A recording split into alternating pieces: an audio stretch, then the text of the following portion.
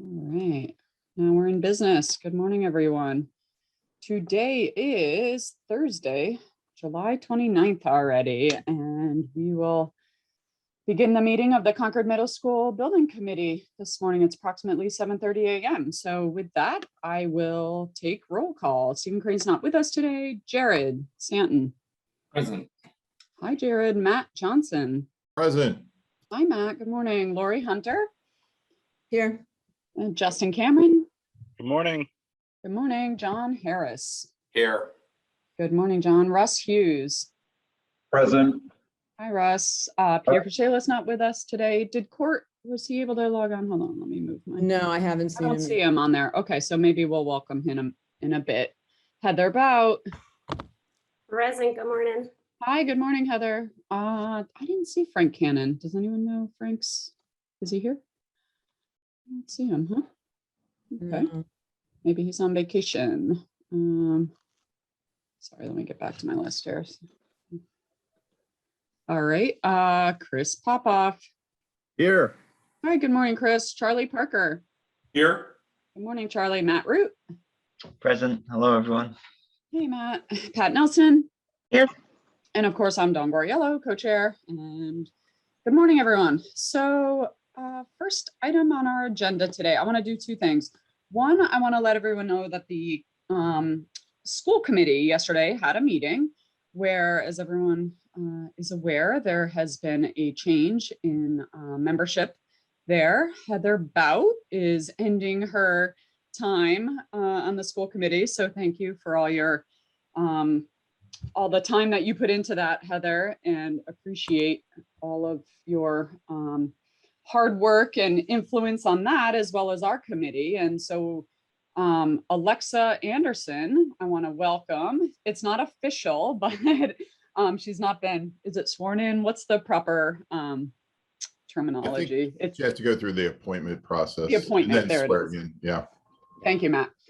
So she's here listening today and observing, and I know she's been part of our meetings previously, just listening as a school committee member. And she's also the vice chair of the school committee, if I have that correct. So we want to welcome Alexa with open arms, and we're in limbo with Heather, but hopeful that there may be an opportunity that she can find a seat to remain on our committee because she's so valuable to us. But she's still an official member until Alexa, until that switches over, the appointment happens. So Heather's very much with us today. And so anyway, welcome, Alexa. Thank you, Heather. And we're hopeful Dawn, for. can I just say also very much excited that Alexa is joining. I am so glad the school committee is sending her, and I feel like she's going to be a huge asset to this committee. So Alexa, I'm so glad you're joining. Thank you. Thanks, Heather. Oh, Yeah. Dawn, if I can just acknowledge for the committee that we are working to see if we can't find a seat for Heather to continue on the committee. But as you all know, Heather has played a pivotal role in our outreach and communication with the rest of the community. So that will leave a hole if we're not able to maintain a seat on the committee for Heather. So we're working on it. And if it doesn't work, then we will be needing someone who can chair that subcommittee for communications. Yes, we have a critical time ahead of us before town meeting and ballot. So as you all know, that is when communication will come to the forefront. And so anyway, we're hopeful. So if anyone has any thoughts or ideas about even wanting to participate in that process, please reach out to Pat and I. We welcome anyone's ideas or willingness to volunteer with that effort. So, and we should also say that Court was what's the right term? I'm terrible at this. Appointed. What's that, Lori? The school committee appoints him in their process. Okay, so he's continuing in his current seat. So we are happy about Court remaining as well. So welcome, Alexa, and we, welcome Court's continuance. So I just wanted to get that out of the way.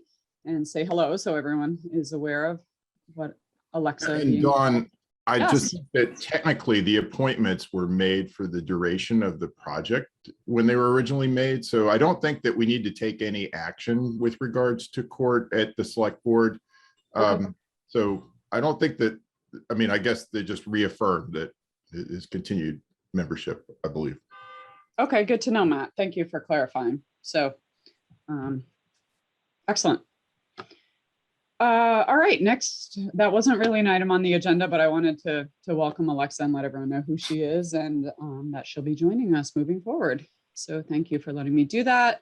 We have approval of the minutes, the July 15th Middle School Building Committee minutes. Does anyone have any edits, changes, comments?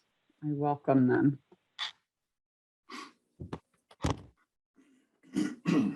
Okay, if not, I also would entertain a motion for approval of those minutes. Move to approve the minutes of July 15th, 2021 as written. Excellent, thank you, Matt. Any seconds? Second. Thank you, Russ. Excellent, thank you, Russ. So we have a motion and a second. Any discussion? Hearing none, let's take a roll call vote. We've got Jared. Yes. Thank you, Jared. Matt Johnson, Yes. Lori Hunter, Yes. Justin Cameron, Yes. John Harris, Yes. Russ Hughes, Yes. Heather Bout. Sorry, yes. That's okay. Chris Popoff, Yes. Charlie Parker, Yes. Matt Root, Yes. Pat Nelson, Yes, and I'm a yes. Excellent. So that motion passes. Okay, great. The next two items on the agenda. Oh, I'm sorry. I almost skipped correspondence. Heather, I didn't reach out to you. Have we had much correspondence in the last 2 weeks? I know we received feedback from committee members that were shared back to the designer, the design team and the OPM. Yep. Yeah, I was just gonna say, we didn't have much there. There was that email with the feedback that was where we were all copied. And then we had one from the public asking about the discussion of electrical systems, EMF, et cetera, and all of those, and when that issue is going to be discussed. That's right. And I think I responded. I forget which meeting that is. I looked forward in the schedule that SMMA wrote, and I got back to that. Great. That resident letting her know when that meeting would happen. So, and clarification, just so everyone knows, there was a request that we sort of spell out some of the acronyms. And as an architect, I can appreciate someone asking this because sometimes I live in that world. And like, for example, MEP, what does that mean? Mechanical, electrical, plumbing, right? So Kristen and team will continue to spell things out as needed so that there's a general understanding of what we're talking about and not just acronyms. So I appreciate the design team and OPMs respecting, spelling things out instead of just using acronyms. It's hard because we live in that world where, you assume everyone knows, but it's not everyone knows. So, okay, great. I have a correspondence from court. Should I guess I'm gonna wait and read that under the budget discussion. I wanted to suggest or entertain a motion that we reverse items 4 and 5 on the agenda, the project budget discussion and the schematic design update, just recognizing that there's been a lot of budget discussion, talk, concern, communication internally, just people saying, what's going to happen if, or where are we with? So I'm hopeful that we can have that discussion up front if anyone's willing to put a motion forward to reverse 4 and 5 on the agenda, just so we can have a productive conversation on that and then speak to the schematic design updates. Sure, I'd move that we move the agenda items as recommended. Second. Thank you. Awesome. Who was that? Sorry, Matt. Oh, no, that's okay. Thank you, Matt. So we have a motion and a second to reverse items 4 and 5 on the agenda today. Any further discussion? There are some budget issues or budget Right. items discussed in the SMMA update. So I assume we can discuss those as part of this item. Yes. Yep. I think that was the intent, Charlie. So thank you for pointing that out.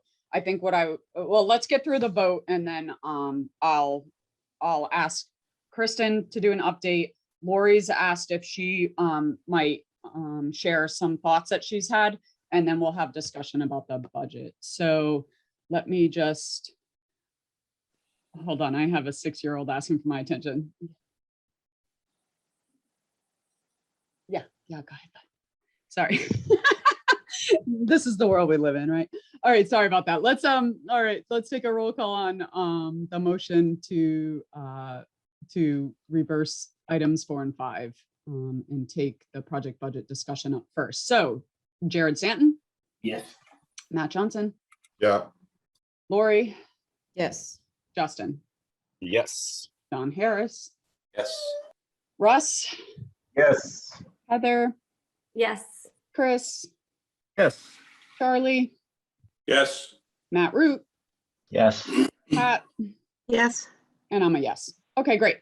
So Kristen, might I ask that you do the piece that Charlie referenced, which is where you guys believe we are and what action items are happening as far as due diligence in schematic design. And then once you get through that, I will ask that Lori share a few thoughts that she's had, and then we can have discussion.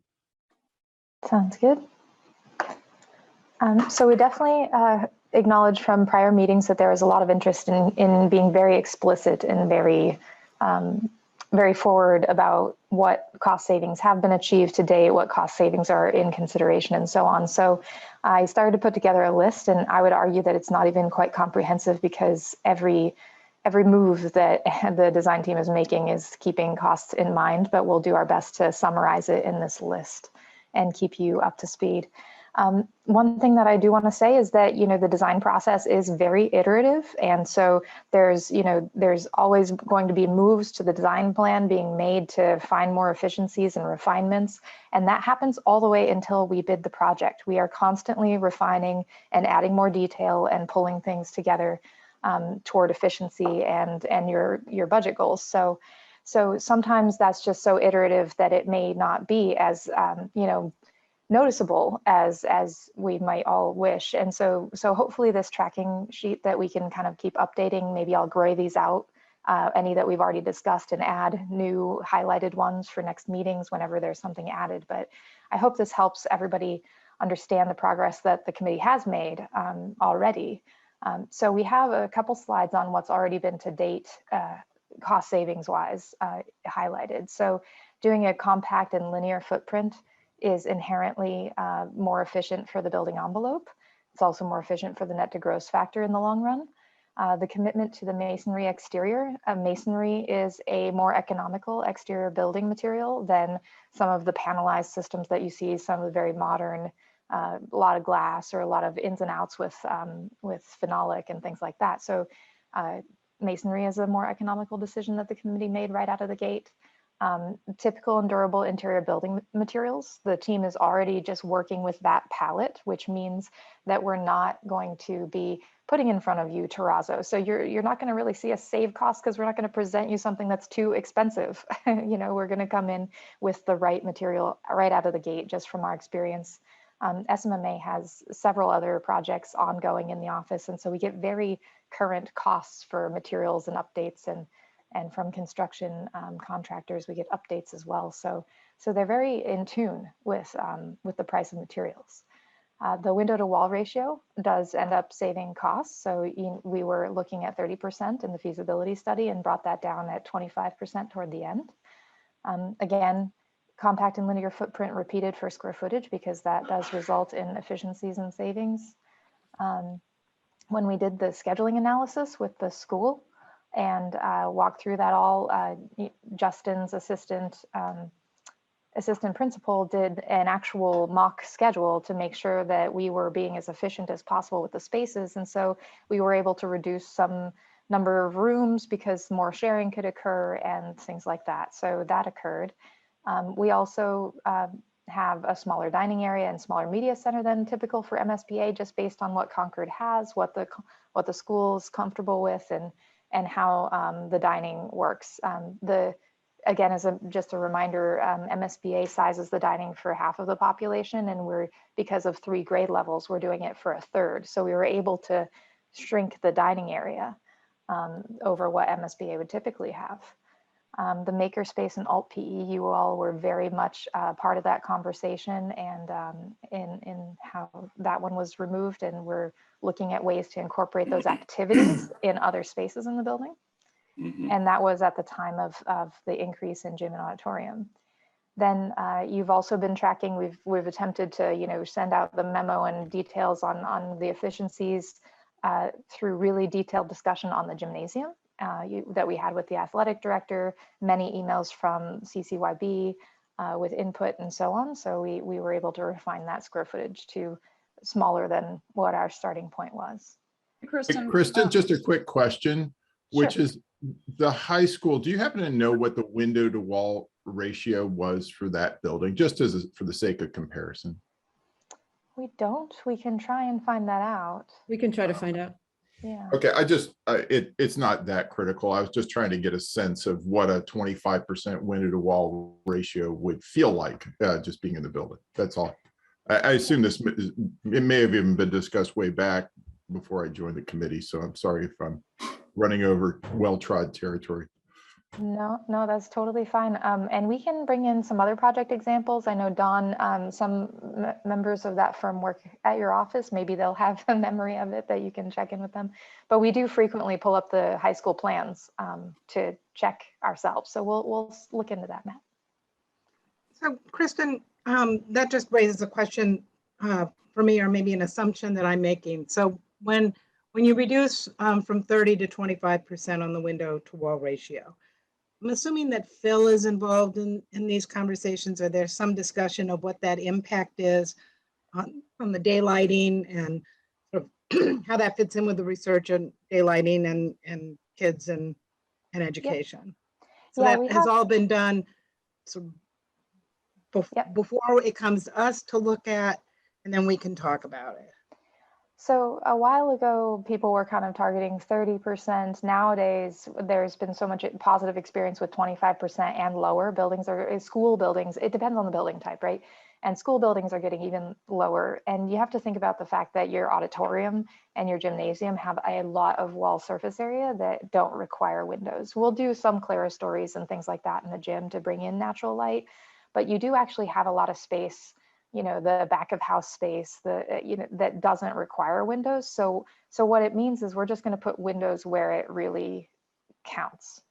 So we do very carefully work on the window layout, and I know Ewing Cole has been working with our sustainability team on a lot of daylighting studies in response to our last meeting to further refine that window pattern discussion that we started. So, I mean, if we want to get more detailed on this, sounds like we want to talk about this. We really should see the numbers below the level of 25 and 30% and so forth. We should see the numbers for all the different types of classrooms. I mean, we really don't care, in a sense, how the gym averages off stuff down to 25%. What we care about are the metrics that have to do with cognition. That really isn't all about 25% or 30%. It's all about how much light gets into each of those rooms. And I think that, we've discussed this in the past, that if we have to go above 25%, because some room is not getting sufficient light, we will do that. But I think that we've really got to get down, into some granularity on this daylighting stuff. It's as important as ventilation. It's like the number one thing that we can do to, make a significant improvement in what the school does from a performance point of view and learning. So anyway, that's kind of my comment. There's a lot more to do on these items, and I wouldn't chalk that one up as a savings quite yet. When we get to my suggestion, it's going to try to offer a way for us to structure the digging down process. So maybe keep your notes as she goes and we can start those lists either once you hear my thoughts. So Chris, maybe we'll let you keep going and hear the big picture and then Great. figure out what to do. So we left off here, sustainability. During feasibility study, we had a lot of conversations about the certifications and the cost of the certifications versus the performance aspect. And we heard loud and clear that Concord is really primarily focused on the performance aspect and not necessarily on the certifications. Certifications can always be pursued at a later date, or we can always track the documentation as such, for example, but not actually pursue the certification. So you still have some options down the road with those, but just focusing on easy code and narrowing your goals like you have and being very specific, I would argue that that's cost savings over just wholesale going for a certificate that may have things that really aren't giving you much bang for your buck in a school, for example. So the sustainability team is working with all of our designers to make sure that we're hitting those marks as presented by the committees. Building components, right now we worked with the school and we know that no lockers are desired, so there's purchasing lockers is something that it just won't be in the estimate, some cost savings. And I did want to note that when you don't have lockers on the walls, you're going to have tile there because you don't want all the wear and tear on the walls. The lockers do some protecting, but we can work flexibly to have some responsible layouts there and make sure that we're probably saving in that regard. Is that something that we should be discussing as a committee, the fact that there's going to be no lockers? Or is that just something that you're going to tell us we're going to do?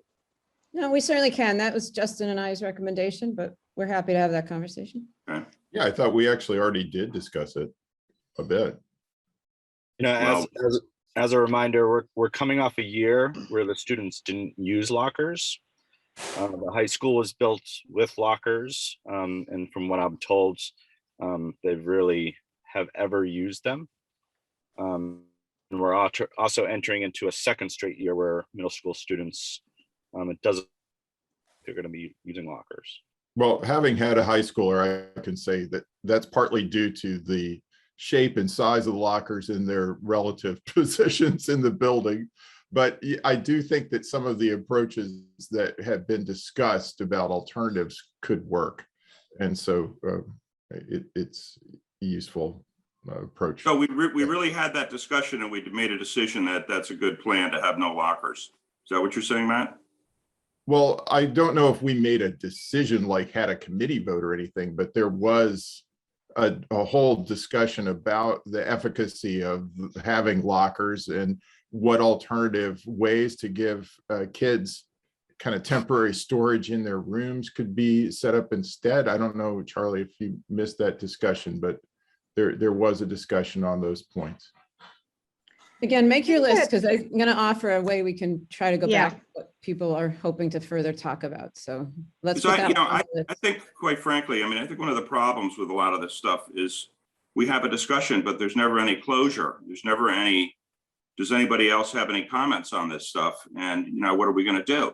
So, Charlie, I'm not being critical here. I'm just saying No. that we go over this stuff and over and over and over, and we never get to, a position that represents the committee's thoughts. Charlie, can I just suggest that we wait and we hear what Lori's plan is, and then I think we do need to have a substantive discussion about what we're, as a committee, deciding and what we are taking the advice of our professionals on. So that will come later in this meeting, but Kristen, why don't you go on? Okay, so again, through our experience on other projects, we know that flexible sprinkler pipe connections that you saw presented by Marisa is a more cost-effective route than the hard piped type. So again, that's something that's technical and typically informed by your maintenance staff and the fire department. And so those items just come along with coordination with those entities. The VRF system is what we've been carrying so far. We still are going to be performing the life cycle cost analysis with the other systems and discussing other systems as noted, but we do know and have in our cost per square foot building assumption that the VRF system would be the approach, knowing also, again, Andy Oldham's experience with the life cycle cost analyses, and that this one is the most economical and very, very common and highly selected in net zero and net zero ready buildings. No natural gas for science labs or the kitchen. So this is going to be an all electric building. And sometimes people forget about, that means also nothing, no gas for kitchen and no gas for science. And we did on a previous project look at, can you just give it gas for the science rooms? And that became very costly because you're providing a gas service for such a small use. And we know that science programs have ways of working with other types of heating elements to create the same outcome for teaching and learning. So that's a savings that wasn't even necessarily probably very explicit. The lower fields are not part of the project scope because we're not intervening down there. And so there is savings there. Our coordination with the fire department, which will be periodic and ongoing through, again, all the way through bid and construction, is that to date, they are comfortable with how we've provided the fire lane access. So in feasibility, we had priced a fire lane on the south side of the building, and that was going to be very costly with the tree removal and creating that grade and everything. So that is very helpful as well. And then we had some discussion, and I know it's not 100%. A lot of people have different thoughts about design bid build versus CM, but we do see the bid prices come in lower for design bid build than CM projects characteristically. So that was our list of what's kind of to date, and we can have more conversation about those items that Charlie raised, for example, but.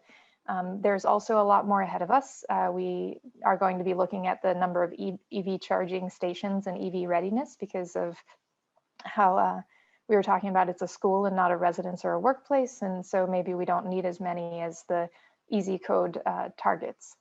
So we'll look at that and bring that back to the committee. The building envelope, as I mentioned, it's always being tweaked and adjusted, and Ewing Cole, that's why we have them presenting every 3 weeks as part of this process so that they can show the incremental evolution and development of the floor plan as they pull things in and really develop the rest of the design with your input. The square footage is, gross area will continue to be refined. As the MEP team, as we become sure about what systems the committee is comfortable with and the maintenance and Russ and everyone, we can do a layout of the back of the house spaces, and we can sometimes pull in some of those mechanical rooms, but we can't do that until we have a firm decision about the mechanical systems, for example, and also the discussion about locating them on the roof and on the site and so on. So we'll continue to work on that. The auditorium, the auditorium is a very complex space, and we've been working on our end to look at some different layouts so that we can present some of our best to you for input and decision down the road. But that will then have an effect on the net to gross because of the seating assumptions that I know many of you are aware of and we've talked about. Classrooms, workrooms, and storage areas, again, we've talked about, we're working with our furniture consultant to really size what a collapsed cafeteria table is, for example, so that we know how big the cafeteria storage room needs to be to accommodate those tables. So again, that's like a multiplayer kind of aspect, and that requires assumptions about furniture and what those look like in a collapsed storage environment. And then how many should be stored? Is it the whole cafeteria or half, and so on? So a lot of evolution work being done there. Materials, you'll continue to see some presented. Mike Dowhan is here with me today to talk about some site materials. So we'll be starting that conversation. Operable walls, quantity, types, and locations, we're going to be exploring those. And just to note that a lot of these things, we will not only make a base assumption in the schematic design estimating submission, but we'll also be putting a lot of alternatives on a value engineering list so that we can very quickly, when the estimate comes back, the value engineering list will be presented and developed with your input. You'll see a draft and be able to make comment, add ideas, say, oh, we don't even want that on there. But what it does is it enables us, when the estimate comes back, to have real numbers for swapping out something. So if a hard folding operable wall is more economical than a glass wall, and it seems like it's an okay one to change out, you can do that right then, so that we can update the cost and make adjustments in very short time. So you'll see a lot of these things, not only in the base design, but also on a value engineering list for flexibility down the road. Rooftop outdoor classrooms, you know, the building as it's laid out, it just has some inherent spaces that lend themselves to being an outdoor classroom that's on the roof. That being said, you have a lot of site area. So we'll discuss things like making it outdoor classroom ready. You know, maybe the structure's there, but you don't have all the finishes and the furnishings there and everything like that. So, so you can have some savings there, but have flexibility for the future. And then also, you know, one of the more minor things, we had our acoustical consultant perform the noise, the environmental noise survey, so that we can determine after the mechanical equipment is selected if an acoustic screen needs to be there or just a visual screen or no screen, because they'll compare the noise levels of the equipment with the surrounding noise, environmental noise survey, and make a recommendation. So acoustic screening is more costly than visual and no screening. So that's something that we're going to arrive at through that detailed information. And then I know that our partners, civil engineering design niche is going to be working a lot on the septic system alternatives. We had some early meetings with them, with the water department and with the town to start talking about that. And there are a lot of different septic system types, sizes, requirements. And so we'll be working on refinements with that and presenting that information. But we do know that there's always unforeseen site conditions, no matter how many existing condition surveys we perform. When the shovel gets in the ground, you can find something unexpected, or you know, hazmat surveys can find something very unexpected from something that's you know, not typical and not found from removing a brick and checking behind the couple walls that they do. So, and then market conditions. So we just want to be responsible and keep in mind that there will be some unknowns that we just carry forward, and that's what owners and contingencies are for. So that was kind of our running list so far. And as mentioned, there's probably more there that I didn't even capture, but we'll try and make sure to keep pulling the highlights. And I do hope that was helpful for the community and for the committee in understanding there's a lot going into this. Kristen, why don't you hold that next slide till after we're a little further into the discussion? Perfect. So Great. I'll unshare. Thank you. Yeah, thank you, Kristen. Lori, I know you had some thoughts and wanted to offer some suggestions, so let me give you the floor to do so. Thanks. So as you saw by email, I'm wrestling with how we find this balance we're all aiming for. We all have that same goal of transparency and inclusion, and yet being efficient in the process, right? So it feels like we're at a point where that needs a discussion again. And I think we've already all see agreement on that, maybe even this morning. So I thought it might help if I offered a suggestion to bounce off of rather just than an open-ended conversation, but that it is just that, a suggestion. When we had laid out the process for the summer and, you know, through the fall of schematic design, we had named that if there was a time and place for the subcommittees to reconvene, we would consider that. I think we might be at that place. So my idea was, and we've got a window between August 5th and the end of August where the full committee isn't meeting. So perhaps there's a really a good opportunity there for the committees, subcommittees to dive in on whatever topics are of interest. So my question was whether it would be beneficial for the design subcommittee and sustainability subcommittees to get together. And I wondered, you know, in our other committee work, we'll have a workshop environment where we plan a good few hours of a real dig-in meeting, and the agenda has a focus of just diving into whatever topic we're going to be on. And I would really suggest we have those meetings in person. I we've started to meet as a school committee again in person, and I can't tell you what a difference it is. I think that's a little bit of what we're missing here. And then I know the finance subcommittee stuff has come back up, and I think that's worth reconsidering or trying to get active.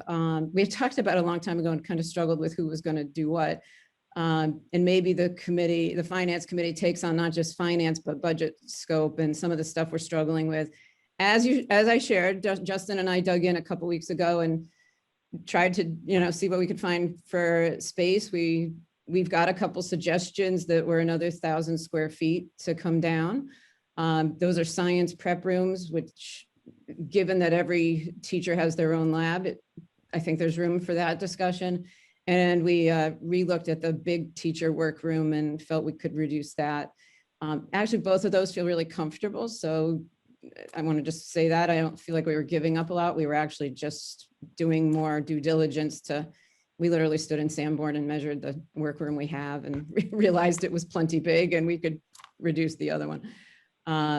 But if the finance subcommittee, I think, reconvened, maybe there's a really intent plan to bring, obviously Matt's here from select board, but also FinCom, just bring them right to the table and keep those discussions of 100 million-ish, right? Because I think we're getting close. We're getting really close. We actually probably to paper at 100.2 or 5, depending on tweaks to those decisions.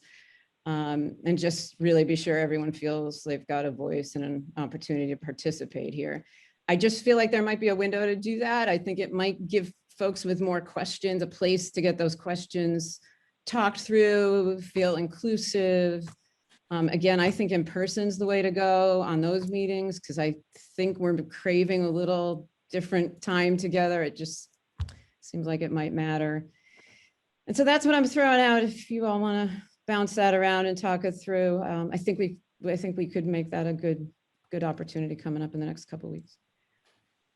I'd just like to say before anyone raises their hand, I fully support that. I think a lot of the feedback we've heard, because it came via email, since we were a little crunched on time last meeting, had to do with design input and or questions, and sustainability input and or questions, and budget input or questions. So if you take the 3 of those and to Lori's point, call a design subcommittee, a sustainability subcommittee, and a finance subcommittee meeting, that would certainly give members the opportunity to get answers to those questions, ask additional questions, get follow-up questions answered, and then report back to the larger committee after those meetings happen.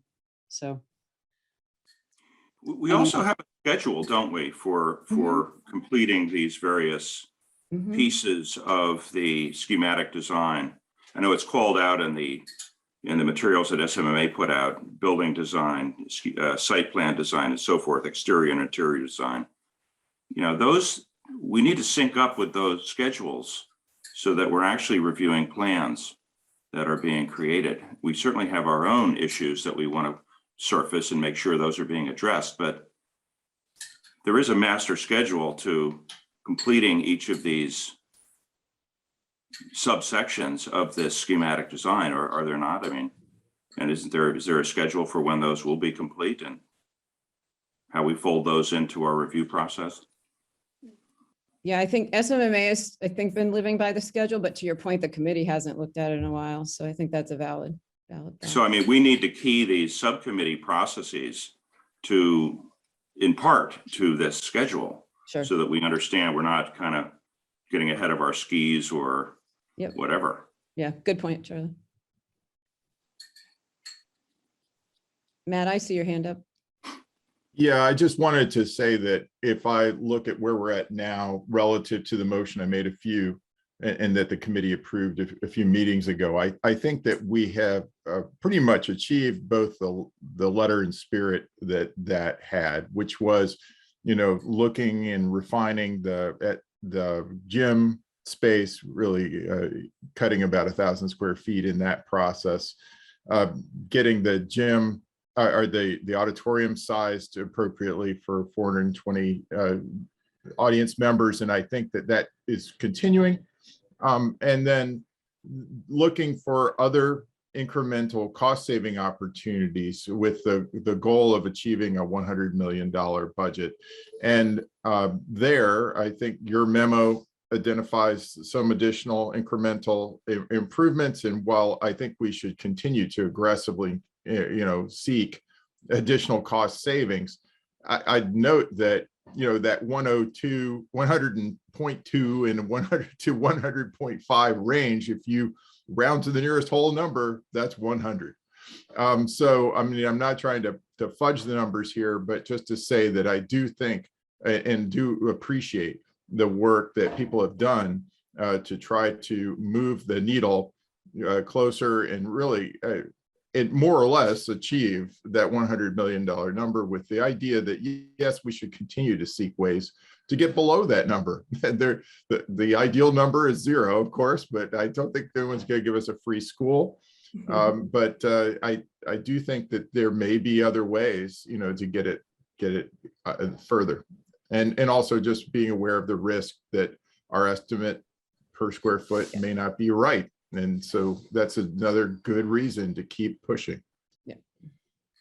Thank you for pointing that out, Matt. And I was feeling that way as well. So I appreciate you saying that, and also appreciative of all the hard work that's gone into, bringing that number down, because we collectively agreed that that was one of our goals. So I'm feeling like you're feeling that we're really close, and we're moving toward that. So thank you for pointing that out. Let's just say that if we can get to 100 based on space, that would be an achievement. And these numbers are important. The EUI number of 25 is important. We don't want to go with an EUI of 28. And 100,000, 100.5 is not 100. 100.5, 500,000 is half of the estimate of the entire sustainability enterprise. So, we ought to continue to press to get to the numbers that we've talked about, because we can. And I'm convinced that Lori, is on the right track with this stuff. And I think we're doing the right thing in looking at these other 2 spaces. And I think that work should continue. And I'm very pleased that that's going on. And I'm certainly hoping for an outcome on space alone of 100 million. And then you can do all the value. We can do all the value engineering we want to do. We can do all the other trade-offs and so forth and so on, and do them in the freedom, knowing that we hit that other number. I think this is probably a good time. I know Court doesn't look like he's been able to join us this morning. He sent an email yesterday evening, I guess, yeah, and wanted it to be shared for the record, since he was concerned he might not be able to join us. So if everyone would just indulge me, I will put on my best Court voice and read his email verbatim, and so that everyone knows his thoughts on a handful of these things. I didn't read it under correspondence because I felt like it might fit better into this discussion. So he says, "Good evening. I'll have a telephone access at best tomorrow. So I'm sending along this with the request that you share it for the record on my behalf in the meeting when members are permitted to add their input. So on Wednesday, the school committee appointed Alexa Anderson. We talked about her as one of the middle school building committee representatives today, and appointed me to continue serving. We trust that Heather Bout, who has served on the school committee and the middle school building committee so admirably, will be able to fulfill other important roles for the project in the future, perhaps in one of the anticipated community leadership roles that does not require formal appointment. The school committee is very grateful for her leadership during the critical phases that took the project from a need and a vision to the schematic design phase we are focused on now. Speaking as an individual member only, the school committee has not discussed this project recently. I wish to recommend that SMMA no longer reference the 108 million guideline as such, as our FinCom observer recently informed us that the number was arrived at in error with an inflation projection applied twice inadvertently. I also wish to recommend that our subcommittees are permitted to resume their work. Lori Hunter's memo this week suggests to me that there's a role for the subcommittees. When they were asked to stand down, I recall that we agreed our work would instead be done at the full committee level. However, it appears the budget and design work was moved off to a smaller group in recent weeks. While we should appreciate everyone's efforts on behalf of the project goals, for the long-term integrity of the project, our work should return to the subcommittee work conducted publicly. Thank you, Court Booth. So those are Court's thoughts on this. Anyone have any other thoughts or agree or disagree or want something different or? Or is this helpful or, yeah, we're open to, Anything? we want to hear feedback. Heather? Yes. I'll jump in, even though I don't have an official seat much longer, or may not, or may, but in terms now. of reaction, I appreciate that input and I feel like it would be very helpful. I feel like what you just recommended, Lori, kind of hits most people's areas of concern here, and it does get those subcommittees active again and gives us a way to keep looking. And Charlie, I don't think anybody's saying we stop looking for savings by any means. It gives us a way to keep doing that. And I would also echo Matt's appreciation that we are almost at 100 million. And like he said, if we end up at 100.2, that's pretty much 100 million in my book. We're not going to debate that now. But the point being, really appreciate that we've gotten it this far. I am amazed at the work that has gone into this to get us there. And I think that structure makes sense going forward. So I appreciate it and I support it. Thank you, Heather. To explore a little bit with the committee members. The idea that we had a brief little flurry of discussion about, well, did we vote on no lockers or lockers?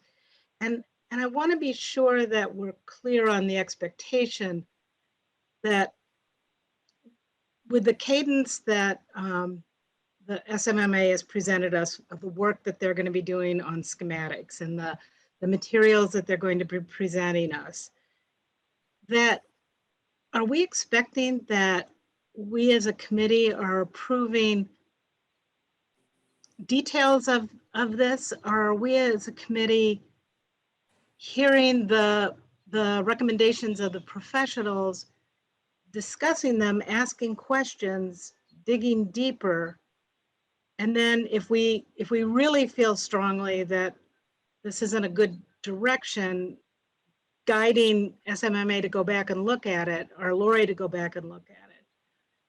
I just get a little confused about sort of the iterative process of this and not wanting to gum it up. But I also heard, and I saw in some of the emails that went back and forth over the last couple of days, some committee members feeling like decisions are being made without the whole committee's input or subcommittee's input. And I'm trying to parse out what are those decisions that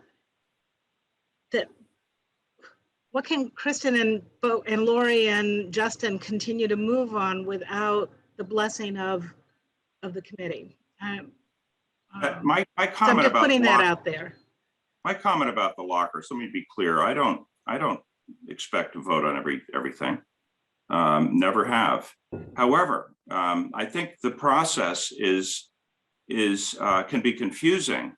When something comes up, it's kind of a spur of the moment thing, and there are a couple of comments, and what do you think? Okay, and oh, was that our chance to comment on something, or was it not? And it's just not clean in terms of what we're doing, when we're doing it, and what we're expecting for a role for us as a group. So these things come up multiple times, people throw out comments, but the process piece of it is simply not there. You just don't know whether that's the time for X, Y, or Z, whether we're going to make a decision, whether we're going to simply provide some input and tell you how we feel about something and so forth. I mean, go back to the discussion about the facade and the bricks. Are we done with that? I don't know. It's not clear how this is parsed. So that was my comment on that. It wasn't that, gee, I gotta vote on lockers. Yeah. That's not my concern. It's just we got to crispen up the process here and make sure we all understand what we're what we're really focusing on at any given point in time, and whether we're going to come back to it at another point or whether we're going to be done with it. So that's kind of my take on that. Thanks, Charlie. That's helpful. Chris is By the saying- way, I'll add my comment on court stuff too while we're at it. The 108 million, I think court is right on asking that it not be referenced any longer in the materials. I think it ought to be pulled out of the existing text of the slides that were just submitted. And I think it ought to be removed from the line chart as well. We'll probably get to discuss that at some point, but I think the 108 was really an error on the committee's part based on bad information and based on the fact that we were very tired at the end of a long discussion and we probably should have tabled it. But we should pull that out of there. I think the goal is clearly 100 million. It's not 108. I don't believe we want to believe or consider that we have a ceiling of 108 because we voted on a false pretext. So that happens with committees. It's not a bad thing, but I think we're trying to fix that now, and I think we can. I think court is absolutely correct in making that comment. I see Chris's hand up. Thanks, Pat. Yeah, I very much appreciate the progress in where we're heading and identifying these things and coming up with the input. I think to Pat's point, where we end up is at town meeting, if not soon before. We want to be able to say that the committee has approved each and every aspect of this project. And there are no questions, there are no surprises. No one will get up and say, why did you choose this aspect? And have any of us come up and say, oh, geez, oops, we forgot, or it's not clear. And it's a hard part of it, but in the end, regardless of what our design professionals say, we're the ones who approve or disapprove this project and are able to say in good faith to the voters, we love every part of this. We made our trade-offs. These are the positives, these are the negatives. These are everything we considered. And, there could be obviously some few minor surprises, but I think if we're really good at this, and I think we're heading that way, there should be relatively smooth sailing when we get to town meeting. There, every question, and Pat, been at this a long time, you can get some really oddball questions on the floor of town meeting, but I'd like to think we'll be confident to field all of those very comfortably and very credibly. Thanks. One comment I have, just as I'm listening, I can hear, school committee, we have a standing rule that unless it's an emergency or urgently timely, we don't take votes. We often hear stuff one meeting and the protocol is we don't vote it till the next. So maybe there's some semblance of that process that we propose something like that and all agree that we're going to hear the information one meeting and actually commit to a decision at the next. And then it's just really clear. Some standard practice like that might be helpful based on what I'm hearing. Ian, sorry, I jumped right in ahead of you. Oh, that's all right. I guess I just wanted to speak up a bit here just about process and involvement. And so, we as the OPM are heavily involved in things that you probably don't see behind the scenes in managing the architect and managing the process and helping to shepherd information that goes to the committee so that you guys can make decisions. And so, just to reassure you that these things are going on, and there are, Kristen and I coordinate on a frequent basis. We meet once a week. We talk in between. We go through presentations. We go through design iterations. We go through due diligence. We talk about the things that we hear at the committee level. We talk about, budget and the consciousness and the responsibility there. And we talk about, the things that you guys are concerned about. And so, you guys are, I hope that you think that you're being heard and that things are moving in the right direction here with the project, because that's what our aim is. And that's what we're trying to do behind the scenes is gather information and go through the process of providing this back to the committee so that you can, you know, kick the tires, you know, at least once a month in these meetings. And, you know, sounds like we're moving towards some subcommittee meetings, reestablishing again and having more fruitful discussions there. So I see this project going in the right direction, and it seems like, you know, we haven't deviated from the normal process, and it seems like you know, things are getting done and progressing the way that they should be on a job of this magnitude. So just wanted to add my 2 cents there. Can I just comment quickly too? That was really helpful, Ian. Thank you. I do think what Lori just recommended that we've done on the school committee before would probably be helpful.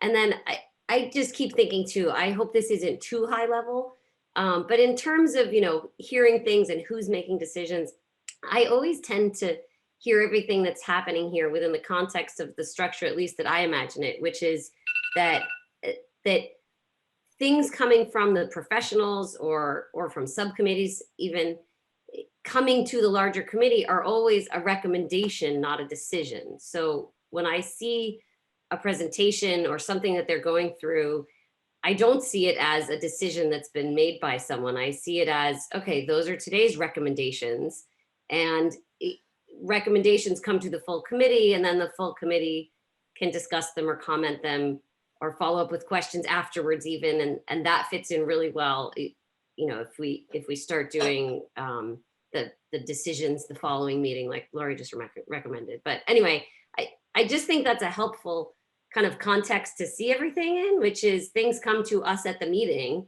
as recommendations, and then it's our job to discuss them or not, or to, you know, and say, okay, that sounds good, and approve them at some point. But at the end of the day, like Chris said, it's up to all of us to actually make the decisions and approve it, even if we're not deciding them, you know, vote by vote on little issues, if we're doing it at the high level. Anyway, just my kind of contextual thoughts.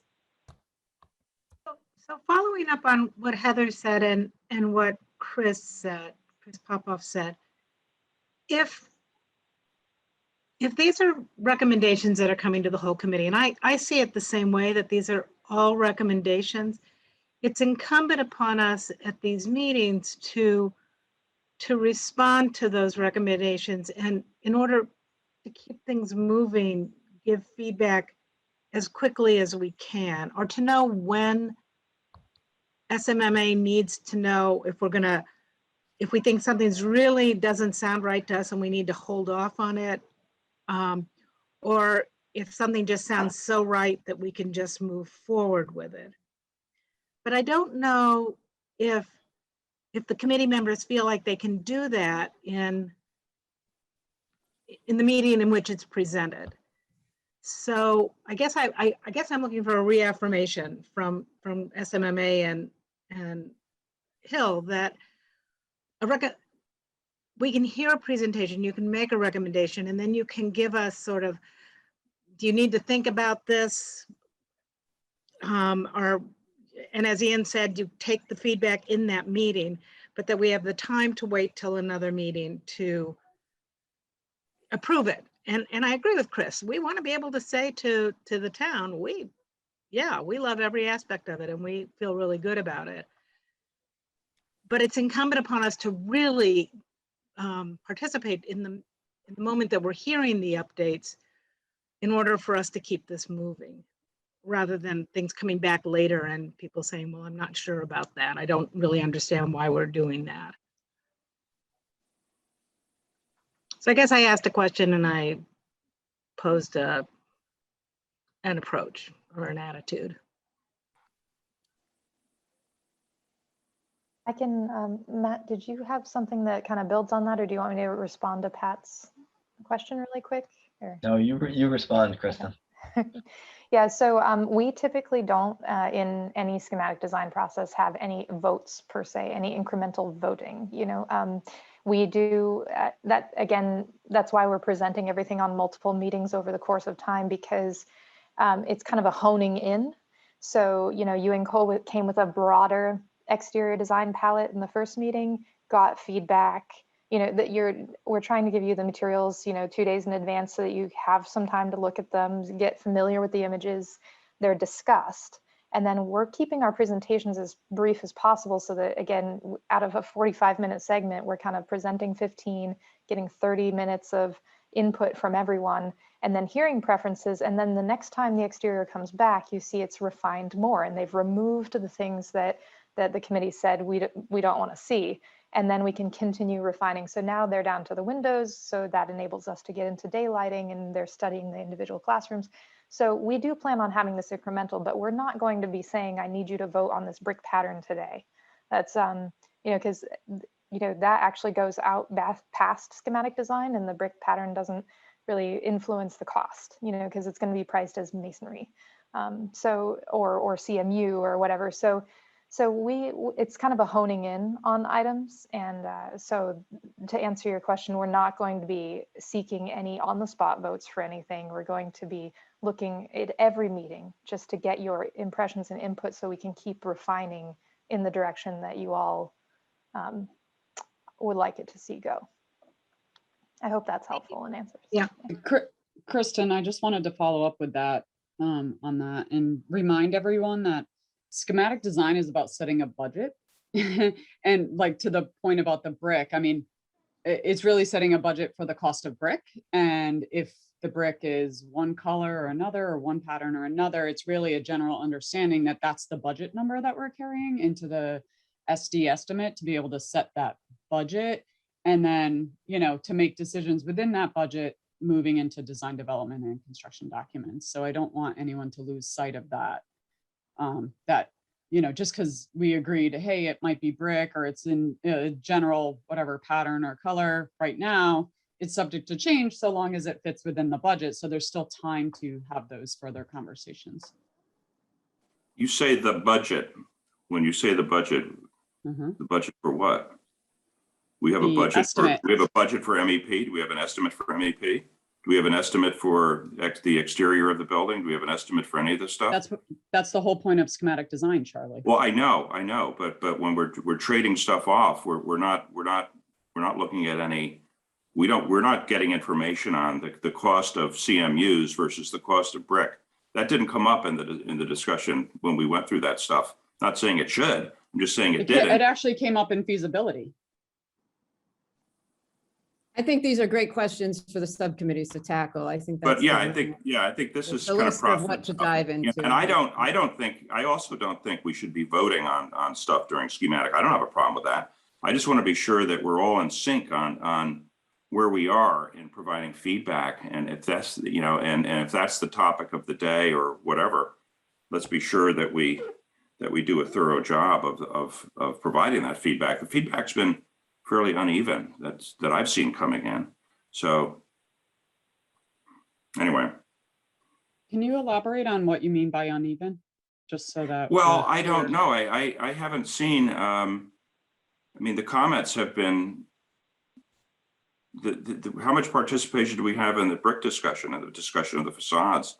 I didn't hear a whole lot of input. I was just concerned that people it didn't necessarily register that was the time to, you know, make your comments known, or, you know, and that this is what's basically going to happen based on those comments. I didn't have a strong sense of that. There was some feedback that came in via email, and I think Kristen had asked and Ian they always ask if we would, you know, if we have further thoughts, and Saul has asked, you know, the people send their thoughts in. It's hard. We don't have unlimited time, and you know, in my world, I would like to have us discuss these things at the time we're thinking about them and we're all together. But that's not happening. But there was feedback that went back to. Okay. And it's just how we make that happen so that people feel like they've not just feel like they've been heard, but that we have the opportunity to put those ideas out there. And then as Ian said, they will discuss them as they get them. Yep. Okay. And to Lori's point, yes, maybe this is where the subcommittees come back together so that you've got Matt has the luxury of spending some dedicated time on sustainability, and design has the luxury of spending some dedicated time. Matt, your hand's been up.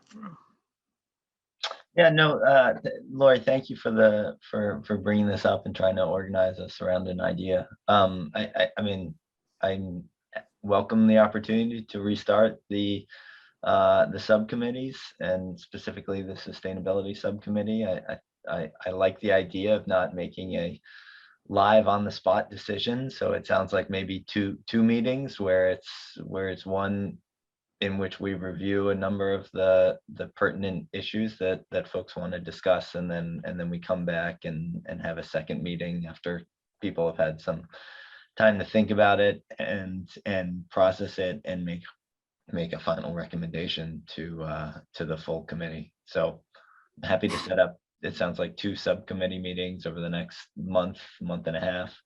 And I welcome anyone to send me ideas of topics to discuss. Just off the top of my head, I think we've got natural ventilation is one. I see David Berg on the call here. The EUI of 28 is probably another. There are a few other items that'll come up, but do feel free to send me any ideas that folks want to discuss.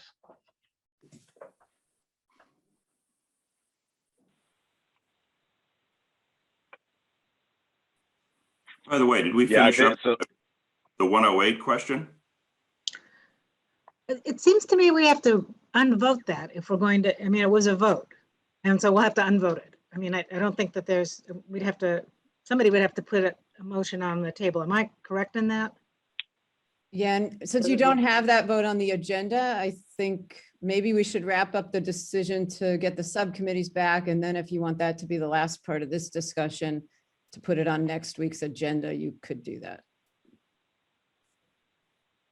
Okay. So generally, I'm hearing that folks are in agreement. I haven't heard otherwise about having subcommittee meetings during those 3 weeks in August that you suggested, Lori. That would keep us on our schematic design schedule and also allow input and questions and access to our design team to dive deeper into some of the remaining questions that are outstanding right now. So Okay. just one point on that, I think clearly Matt and Court can run with the logistics of 2 of those committees. We do not have a Right. chair for finance, which is kind of why it fell off. Right. Maybe we take It the was next Tim. week for another volunteer. And if not, I am going to ask Jared to run point just to get it up and running and get the Okay. basics, you know, a date and a time set. Yep. And get your feedback on what should go on the agenda. So take the next week to soul search if you want to be finance subcommittee chair. And if we don't hear from anybody, Jared will just get it started at a logistical level if everybody's okay with that. So let us know by next week. Don't all volunteer at once. Yeah. I didn't see any hands going. I'm going to twist arms a little, like I've got plan B, but I don't think it's anybody's first choice, but you know, Jared is certainly capable of doing it. So.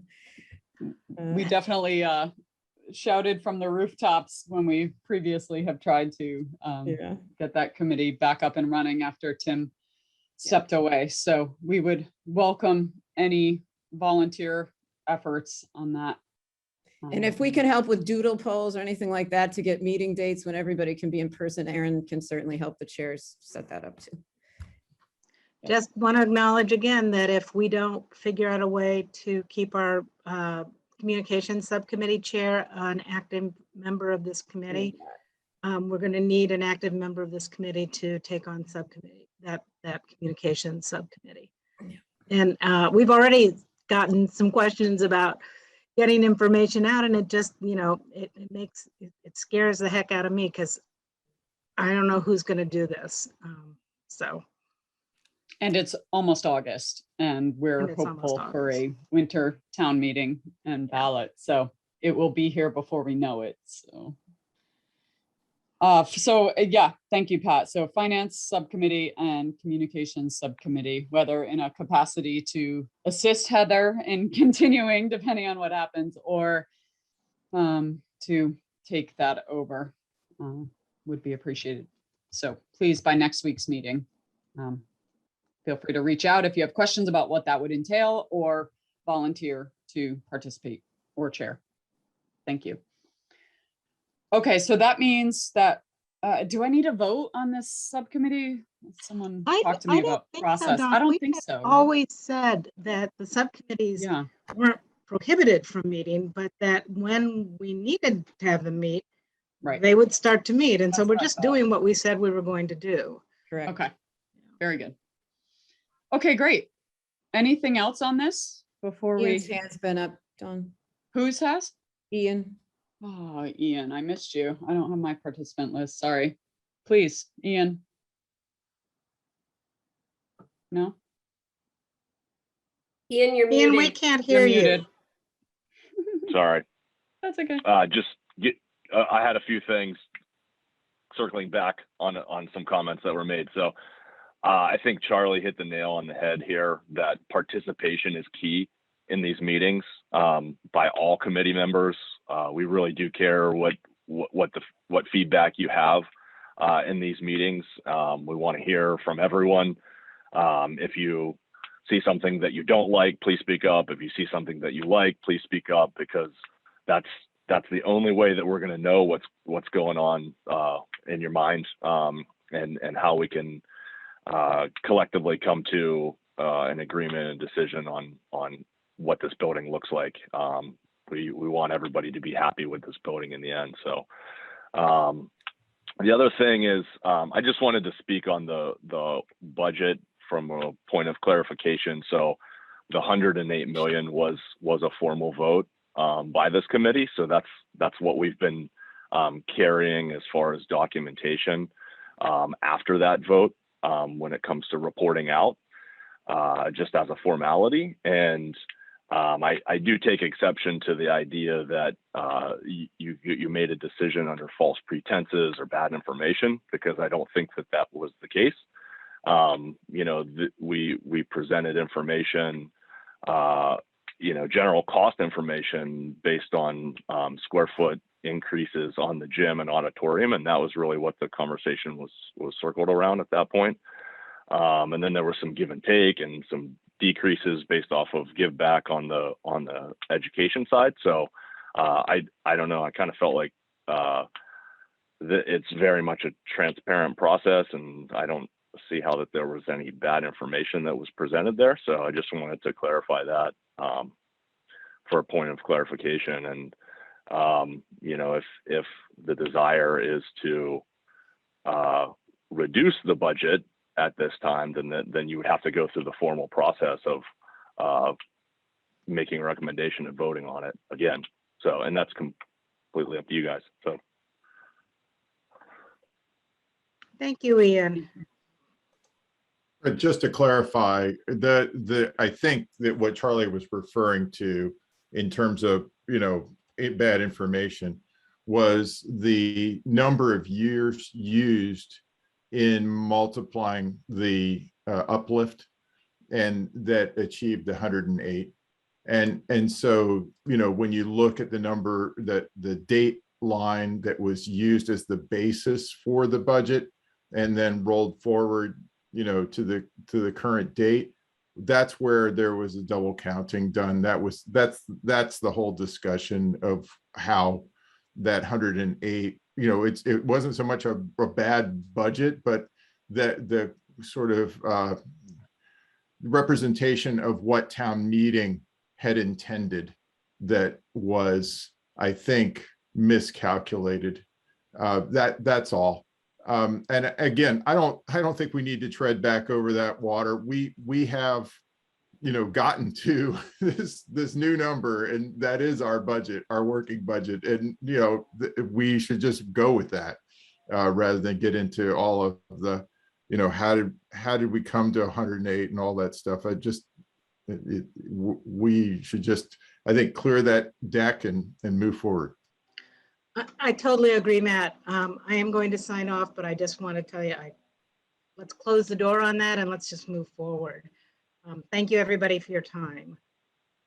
Just to be clear, absolutely clear on this 108, before we close the door tightly, The problem was with escalation, and the fact that the 555 number gives you 100 million, and the 555 number was, you know, the agreed upon number for mid 2023. So if it's the agreed number for 2023, why do we put an extra 8% in there for mid 2023? Now, we don't have to debate that now, but that was what confused everybody, and that was in the materials that were sent out. And that's what caused the confusion. And that, in addition to being tired, caused the error on the part of the committee. And I do believe it was an error. So that's all. And I'm sure, Ian, you've done exactly right on all your stuff, but that was the problem. Either it's 555 with the uplift, or it's not. If it's something else, then why did we have 555 as a number in the first place? So that's where the problem came in from. And we know what our number is. It's 100 million. So it's sort of, let's get over it is kind of the point here. Okay, in the vein of let's get over it, I do want to give Mike some time to go through the site. Chris's hand is up. Oh, I'm sorry. I thought we were Just real finishing quick. this up. Hi, Chris, please. Yeah, no, just real quick. I think to address Ian's concern, if I understand what he's saying, is he believes as project manager, he needs something more than what we've already given in feedback to be targeting 100 million, that there's still a vote out there. And so I think we want to clarify, so Ian is not concerned that, for example, as he continues to review things and as SMA review things to keep it 100 million, someone later says, wait a minute, Ian, you didn't have the authority to do that because you believed this committee didn't take the proper vote. So let's just try to clarify that so Ian doesn't feel insecure about what he's tasked to be looking at going forward, please. Yeah, I think it's clear to me that the committee's charge is to design and build a building that's $100 million. That's really all we need there. And so I don't necessarily, I'm not advocating to go back and vote or do anything to that extent. We know what our charge is based on your feedback. It's $100 million. That's what we're going to design to. And that's what we're going to set the value engineering list to. So I think that's clear. Amen. Yeah, that might answer the question right there. In terms of votes and not votes and how urgent it is. I think we're all in agreement on the 100 million goal. Okay. Anything else on the budget discussion? No. Okay. Great. Shall I give the floor back to SMMA for design update, Kristen? Yeah, so just to be mindful of everyone's time, I know we have a wrap up at 9:30 and we need to make sure we have time for public comment and everything. So I was going to recommend that maybe we have Mike very thoughtfully go through his presentation on site and then everybody digests, because our next meeting is 1 week from now. Maybe Mike goes through the presentation and everybody digests it. And then at the next meeting, we have more discussion about site. Mike can come back. We can discuss it with the architecture holistically. But I feel like trying to cram his presentation and everyone's comments into this little window of time could not do it the service it should have. Does that sound okay? I'm okay with that. So digest, think about it, look at the documents that were shared, the presentation, and then come back next. We have a meeting a week from today, everyone, on the 5th. And I think this is the design is ongoing discussion, Kristen. So she's suggesting that any questions, concerns, comments can come forward there. If there's anything that needs further looks or diving into, I would say that would be a perfect opportunity for a design subcommittee if anything comes out of that. But otherwise,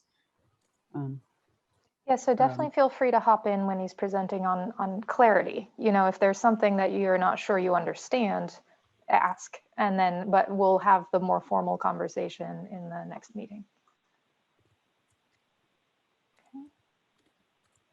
That works for me, Kristen. Great. Take it away, Mike.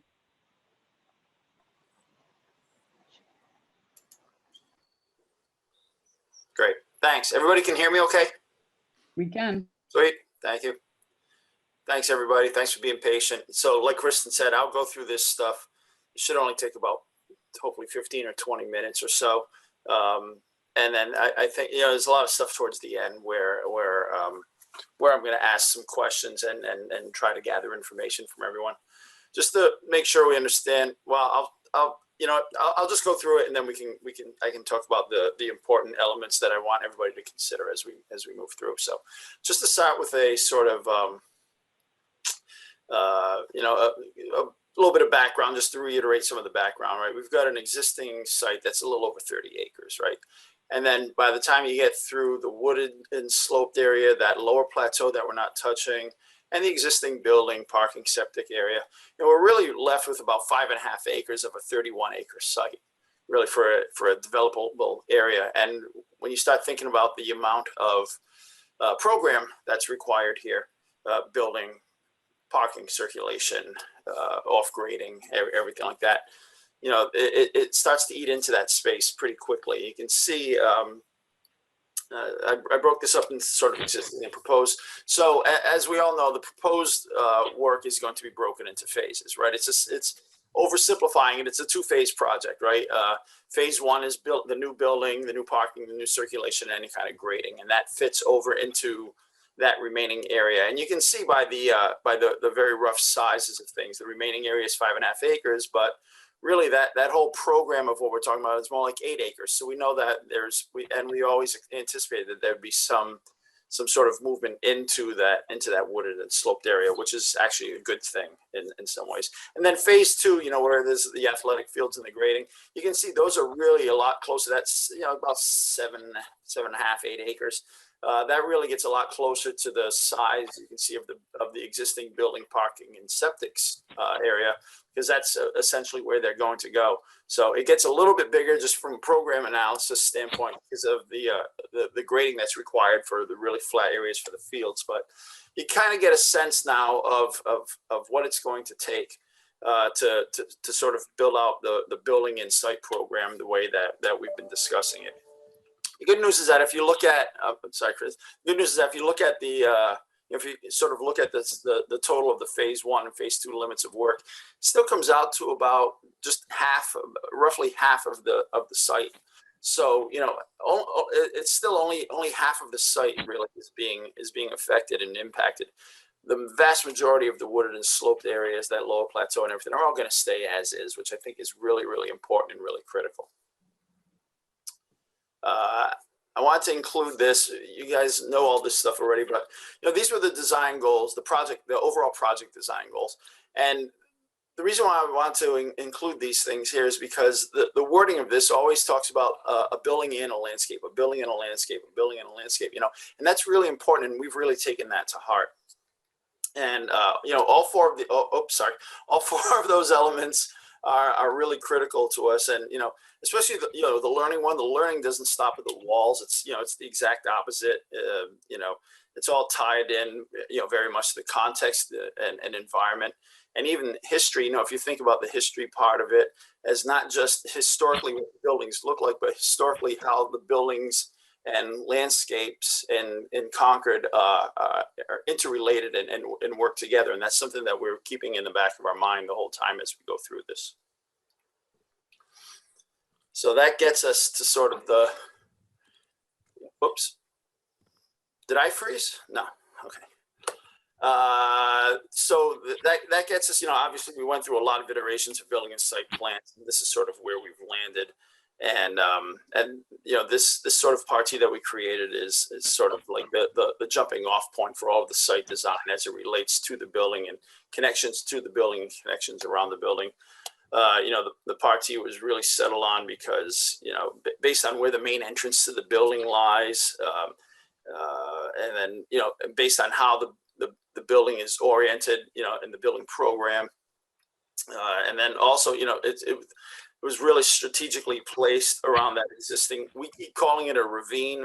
Ravine always sounds a little drastic to me. It's more of a landform, but, you know, it's very carefully and intentionally placed in that space. And that's really given us an opportunity to sort of create that edge condition right there. Yeah, that sort of not just splits the building, but, you know, on the public side, on the public face of the building, it also allows us to create this edge, this demarcation that allows us to look at sort of the you know, the more programmed circulation type stuff and the more open sort of athletic field elements. All right, so go ahead, Kristen, you can go to the next one.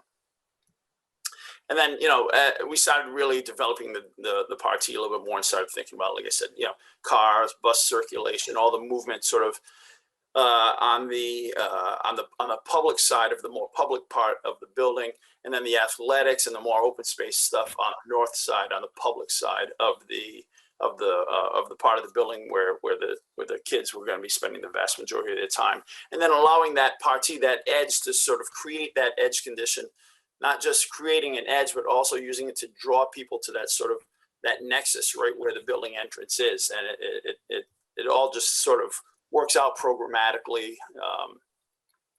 to work out really well to get everybody towards that entrance. So, and then just really quickly to reiterate, you know, the reasons behind all this stuff. You know, obviously this building organizing diagram, obviously, you know, all the team and off team elements are in the part of the building that are on the east. So, you know, the excuse me, the spaces around the east is more student-centric spaces, and that's where, you know, we're going to have open space adjacencies on the public side and even on the east side, you know, and the outdoor-indoor engagement, I think, is going to be, and we think is going to be really, really critical and really emphasized and amplified on that side. There'll be there can be some outdoor engagement on the sort of what I call the west, more public spaces too, but the circulation and adjacencies seem to make a lot more sense when they're connected to that part of the building, because there's not so much of an outdoor program on that side, especially on the sort of the north public side.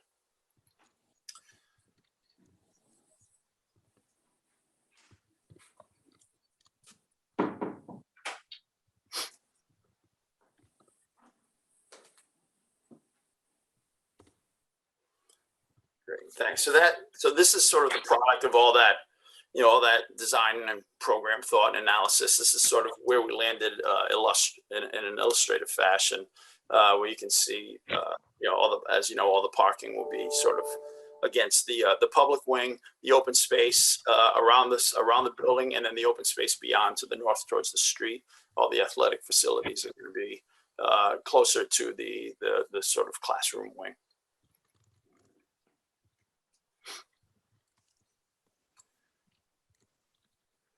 So in terms of site design goals, the connection stuff really, it ties back to all those project design goals, you know, about engagement of the building and site, physical connections, but there's also, you know, mental and psychological connections. So we really want to, and we've talked about this from day one, really grounding this building into the context of where it is. We've got a really unique opportunity with this site, with the woods and the slope and everything like that, and creating those connections, physical connections, and, you know, personal connections between the building and the landscape are really critical, and it's something that we're always, any decision that we're going to make moving forward, we keep that in the back of our mind.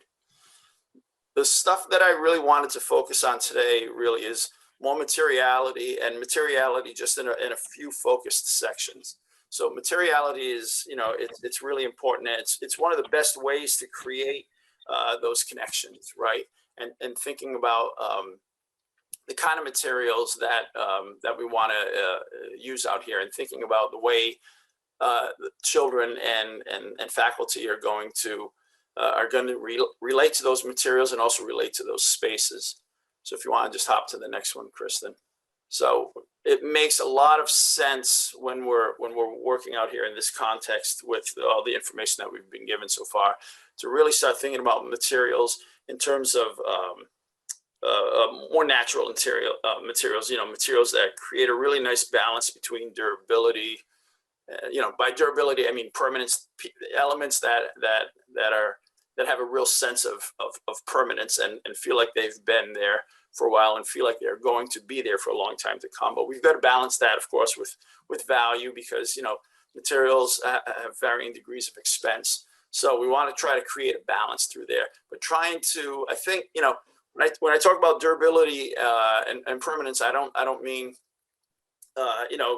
incorporating elements that we'd find, say, in downtown Boston or something like that, where they need to be durable because of the beating they take. I'm talking about durability in terms of natural materials, stone, granite, wood, and things like that. And you can see sort of these sort of precedent images, and really trying to hone in on materials that are really going to create a really unique sense of place. And again, like I said, balancing that with sort of materials that are durable and have some natural qualities, but also have some value to them, like concrete and elements like that. So the focus today is really thinking about materiality on 4 main spaces. We didn't want to bite off more than we could chew. I want to just start small, and then we can work our way out. We're not going to talk about the parking areas or the athletic fields or anything like that today. This is really about 4 main focus areas of outdoor spaces for the students and faculty that sort of rim around the perimeter of the building. So starting with the promenade and front entrance plaza, and you'll see on all of these things, you see, it's just going to be a series of images on here. The imagery is really meant to spark dialogue. It's not always necessarily what we're proposing to you, but we want to put together a series of images on here so that you could get some different ideas and different thoughts, and maybe they can provoke and spark some additional thoughts and ideas as well. So, this entrance promenade and entrance plaza is going to be the most highly used part of the site from a pedestrian use perspective. So it's really important that we get the context of it right. And I think it's really important that we get the feel of it right, because this is really leading to the front door of the building. So it's really an extension of the front door, and it's a way to extend the building out into the site and vice versa. So, questions of whether or not, we think there's going to be a planted sort of treed vertical space edge along this thing that's going to lead you to the door. So, does it become a really formal alley, or should it stay as a sort of natural extension of the forest on the other side of the building and make it feel like the forest is being pulled right through the building all the way out to Old Marlboro? Ideas like that. And what about the ground plane treatment? How do we handle the ground plane treatment, the understory that sort of reinforces that edge? Should it be just lawn? Should it be mounded? Should it be, covered in wildflowers? And those sort of things. And how does all that blend together and tie together with the materiality of the building? Like I said, there's going to be a really strong vertical edge, and we need to think about how we want to handle that too. Go ahead, Kristen. Next are the outdoor classrooms. The outdoor classrooms are obviously a really critical element. There's going to be outdoor classrooms proposed for the north side and the south side, and really maybe even possibly some on the east side too. So there'll be some microclimate differences between the sides that we'll handle with materials. The way the sun is going to hit these things, and we'll really spark a real dialogue and discussion about how we maybe say plant the materials, but it also sparks a dialogue and discussion about the types of materials that we use in terms of elements that retain heat or don't, and things like that. Those are the kind of things in this climate that we really want to think about. The spaces are going to be really. I'm sorry, Kristen. One last thing about this: the spaces on the north and the south side are both going to be really different. You can see that the sort of computer graphic up in the upper left-hand corner sort of shows what the north side is looking at right now, and then the image directly to the right of it is it's sort of an image of what that space could look like. I think you've seen that image before. And then there's the image on the bottom right over here, which I think maybe more echoes what could or may happen on the south side outdoor classrooms, where we've got an opportunity to terrace down with a really amazing backdrop of the existing forest to remain. So, you know, we'll lean heavily on everybody for their thoughts about materials, but I just want to make sure and reiterate that in terms of program, in terms of size and use, etc. That's all elements that we're really going to be leaning heavily on the administration to tell us how they want those spaces sized and programmed and stuff like that. And then we'll take these material ideas and thoughts and decisions and incorporate them into that program. So this is really just about materials, and the programming part of it will really be done with the administration. The next space is that sort of natural space that we've created in what we'll call in between the two buildings. And, you know, it's a really, it's a great and, you know, I think potentially cost-effective way to program that slope space between the buildings. You know, it could be something as simple, where Kristen has the cursor right now, you can see it could be something as simple as just a sloped lawn area. Right, or it could be something a little more formal, where we sort of terrace it and create a space for outdoor performances or stuff like that. It can be, you know, it can be programmed just about any way you want it to be, and it can be designed just about any way you want it to be. We figured we'd just put some nice thought-provoking images in here to get more of a sense of how to handle it. It could be a really, like I said, a really cost-effective way to do it. It may end up being that it's just a lawn slope, but that's okay, because it can be manicured and designed and developed in a way that it can still be programmed pretty easily for really short money. And then the last space that I want you guys to think about and digest is, you know, we've carved out this sort of really nicely scaled outdoor space, and it's sort of nestled between the cafeteria and the media center. And, you know, we're envisioning it right through there. Thank you, Kristen. Yeah, and we're envisioning it as sort of this flexible space that can be programmed in a lot of different ways. It could have a combination of permanent and more importantly, movable objects. It could be, you know, it could be used for outdoor dining. It could be an extension of the media center. It could be another larger outdoor classroom. It could be a performance space because of its proximity to the media center. And, you know, there's a few images on here about different thoughts and different ways of programming it and keeping it flexible. Outdoor seating for dining, outdoor seating for the media center, anything like that. It's going to have really beautiful southern exposure, I think. So you know, fall and early spring uses might be really helpful out there. You know, we talked about a little bit about gardening and gardens, some outdoor gardens and stuff out there. I'm not sure if that's going to happen or not, but those are the kind of program ideas and material ideas that we'd be interested in gathering input from you. So that's it. Those are the 4 spaces. That's sort of the big picture overview. You guys obviously have all this imagery that I talked about. Oh, Kristen's point. Yeah, I threw this last image in here just to show that, you know, sometimes it's better to be lucky than good. And the red outline is the building and the existing pavement out there. And you can see how it just happens to dovetail almost perfectly for the phases. So we'll be able to build, you know, 99.9% of phase 1 will be able to incorporate all of the new building, the new pavement, the new circulation, everything. We'll be able to have a lot of times we run into problems actually being able to finish all of the circulation or parking or anything in the first phase. And we've got this really weird sort of semester or two of school where nobody knows where to park. But in this particular instance, you know, we're really fortunate. I think it looks like we're going to be able to fit all the bus and car circulation and parking and everything right into phase 1 quite neatly. Phase 1 opens. We take down the old building and the other parking, and then you know, then we build our fields. You're going to need, I think I mentioned before, I'll mention it again. I'll probably mention it 400 more times in the future. You're going to need 2 full growing seasons for those ball fields because they're natural turf, not 1, but 2.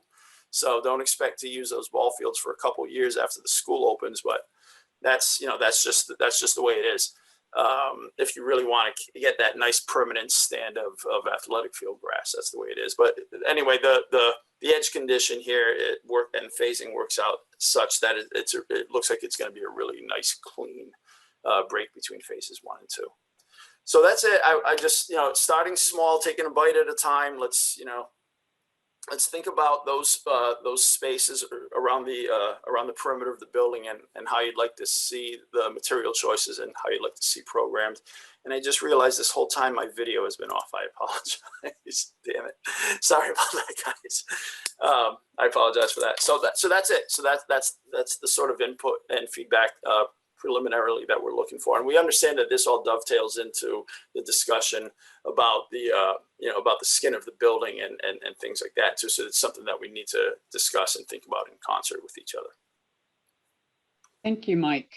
That was very helpful. Chris Popoff, I see you have a hand up. Mike, thank you. There was lots of cool stuff to play with, and it looks like you'll have lots of fun with this. A couple things which you probably have implied in this is drainage, reuse of water, some of the sustainability goals, and ways of making long-term maintenance easier on all the plantings. And there's lots of creative things out there on how you channel water to certain places and water filtration and all that kind of stuff. And I figure that's probably in there and to be refined as we go along.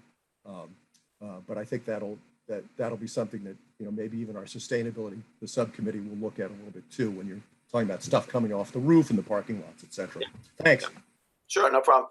You see, you probably didn't notice it, but in the parking areas, there's a little more space than usual that we put between bays.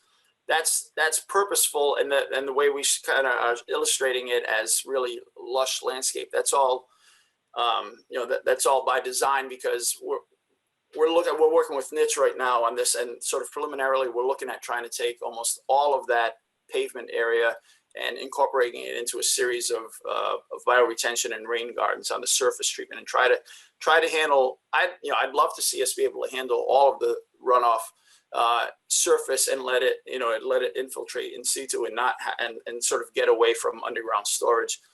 I'm not a civil engineer, so I can't say whether it'll happen, but my goal as a designer is to create it like that, and then we'll see and work backwards from there.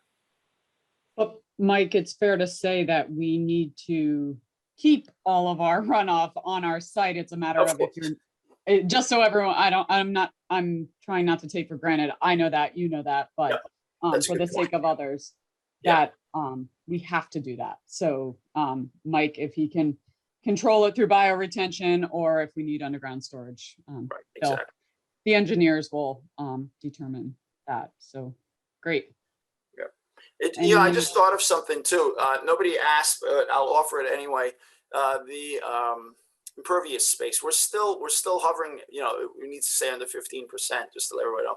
We're still hovering in the 14.8, 14.9% range. So we're still under. There's a long way to go in terms of programming and in terms of design and stuff like that. So we're very cognizant of it. We're every time we move a line on the space, I ask one of the guys to recalculate the impervious area. So we're very cognizant of it, and we'll do everything we can. And hopefully there'll be some chance or opportunity as we get into the permitting phase to maybe talk about materials that'll help us with that number. But for the time being, we're anticipating that we're not going to get any help with that. So we're trying to keep the number down as part of the design project. Thank you for being cognizant of that and making sure that we're always under where we need to be. So I have two quick comments, just because I don't want to forget next week. One has to do with, you talked about the phasing of the being able to build the new, maintain the existing. I want to be sure we're not sort of over top of any utilities or septic system, anything. It's free and clear over there, just for the sake of anyone who might be watching with that question. As far as we know, we're free and clear. Like Kristen said, we don't know every subsurface condition that's there, but as far as we know, all the information we have, we're free and clear.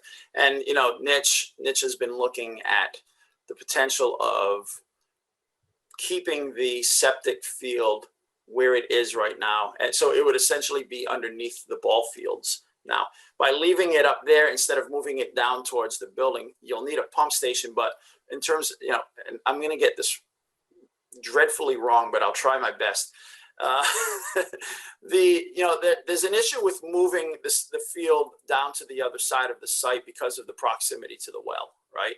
And then there's denitrification systems or so. It starts, I guess, it really starts to get expensive. So the idea right now, and this is current idea, I'm paraphrasing what they've told me, is to try to find out if there's a way to keep the system where it is right now. We'd pump to that system, but the cost of that would be significantly less than the cost of moving the system to the southwest side of the site. Does anyone have an idea of what sort of, like, what condition the system's in? I mean, it's obviously That's a great original. question. Yeah, that's a great Just question. something to think about. We don't have to talk about it, debate it. I'm just planting those seeds because if we're talking about reusing it, we want to make sure it's in good condition. So, You know, Dawn, I'll reach out to Steve before next week, and I can get a response for that. okay, just want to, be clear on what we're trying to do. The other point I was going to make, totally different topic. A lot of the precedents that you show have to do with changes in levels. And, this is a very challenging site and has a lot of steep grade. And I just want to reiterate, I'm going to take off my co-chair hat, put on my chair of the Massachusetts Architectural Access Board hat, and say, just be aware of free and clear access for all, universal design, making sure any student can access all of these spaces the same way that, either an able-bodied or a, someone that needs cane detection, whatever the circumstance may be, we just want to make sure that we're designing this for all students. So I'll take off that hat now, but I just want to, beautiful precedents, and I love the concepts of it, but just want to be sure that we're designing spaces that all of the students have access to. Absolutely, always, absolutely. Thank you. Anyone else have anything they want to say today? Otherwise, digest. Matt Root has his hand up, Don. What's that? Matt Root has his hand up. Why am I not seeing hands today? Hey, Matt, I see you now. Thank you, Heather. Thanks, Heather. Thanks, Don. I had two questions. One was just about the location of the septic, and it sounds like that's in discussion. My memory is that the existing system is past its end. Yeah, I'm gonna back Matt up on that. Do not expect, we are limping along, hoping that system holds till the school goes down. So we can give you details of how we've had to retro stuff. You don't want to count on that system. And my other question that I don't expect an answer is just about irrigation, and if there's expectation. I mean, do the fields need irrigation, I assume, and also if you expect to have irrigation for other plantings in other locations. So when we do schools and are trying to achieve LEED status, we don't have any permanent irrigation for the surrounding landscape for the building. So we've, over the last 20, 25 years, we've developed a palette of plant materials that we feel like can thrive in a non-irrigated situation. Most of our landscapes really consist mostly of perennials, ornamental grasses. Nothing that flowers, nothing that flowers, but I mean like deciduous flowering shrubs, stuff like that. Those have real heavy water requirements. We've sort of moved away from that stuff over the past several years and just sticking with native materials and native species that once they're established, they can survive and thrive just on the annual rainfall that we get here in the Commonwealth. So we're not planning on any irrigation around the building. Now, irrigation for although they will be irrigated in order to be established in terms of the establishment period and maintenance period and stuff like that. The contractor will be responsible for watering them, but there won't be any permanent irrigation once the project's done around the building. Fields are exempt from that irrigation guideline in LEED. If you wanted to irrigate your fields, you could. We don't have anything. We don't have any current plans. We've never carried anything in the cost for permanent field irrigation. But the contractor will be responsible to create a acceptable stand of grass out there, and then his maintenance period ends, and then it'll be up to the town to maintain and irrigate the grass out there until that 2-year period. So I'm saying this in general. This is generally how we've done it in the past at other schools, and then to keep maintaining it. And a lot of towns just put in like a temporary irrigation system, sprinklers. You know, they run something off of a hose bib and they run something out there. Some towns have opted to put in irrigation. Some towns just do temporary irrigation until the stand of the athletic grass. Athletic grasses tend to have deeper roots. So, and we tend to put the soil profile a little deeper in athletic fields. So what that allows, those deeper roots are able to get water from further down. It's not just surface water that they're relying on to keep themselves green, for lack of a better term, but because they have deeper, we need lawn species with deeper roots so that the grass stands up to the wear and tear better. But the nice part about that is with the deeper root system, it's able to get water at a deeper level too. So it's a discussion that we'll have to have as we move forward. Again, though, we are not planning on any irrigation out here right now beyond the establishment period. No permanent irrigation has been incorporated into any of the estimates to date. Does that answer the question? That was a long answer. I'm sorry, Matt. Does that answer your question? Yeah, it does. Thank you, Mike. Okay. Yeah, let's have that conversation, because as we speak, we're drilling a well and putting irrigation in at Willard because the complaints never stopped after that project was done. So worth a full discussion. Great. So anything else for Mike? I see Charlie. I just want to be cognizant of time. It's 9:25, everyone. So I would just say that I applaud the use of natural grasses for the playing fields. It's fabulous.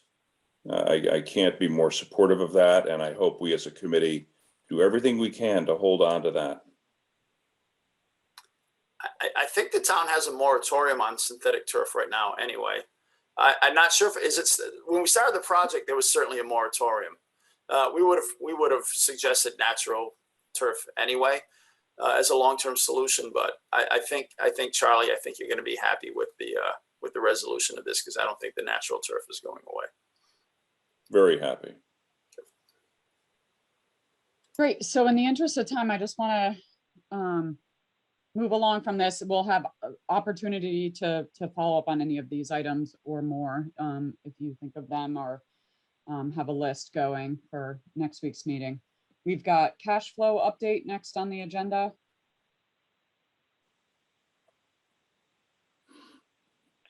Great, thank you. So this is the cash flow through the end of July.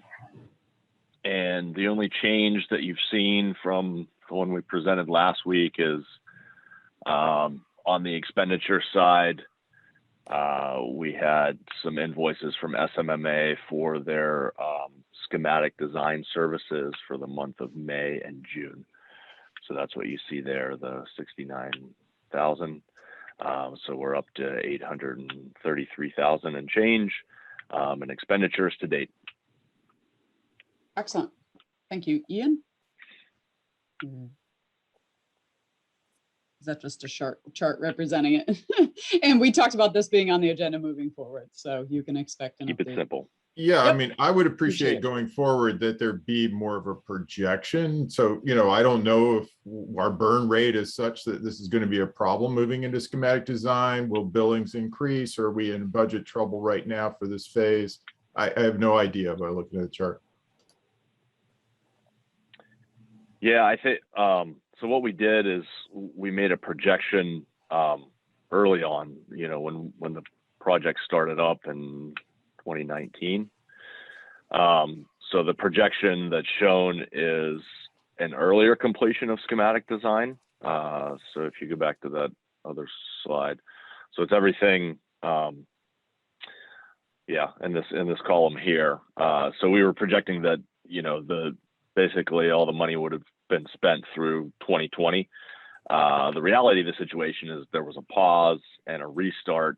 And so schematic design is carrying through the end of this year. So that's kind of how we have it set up now.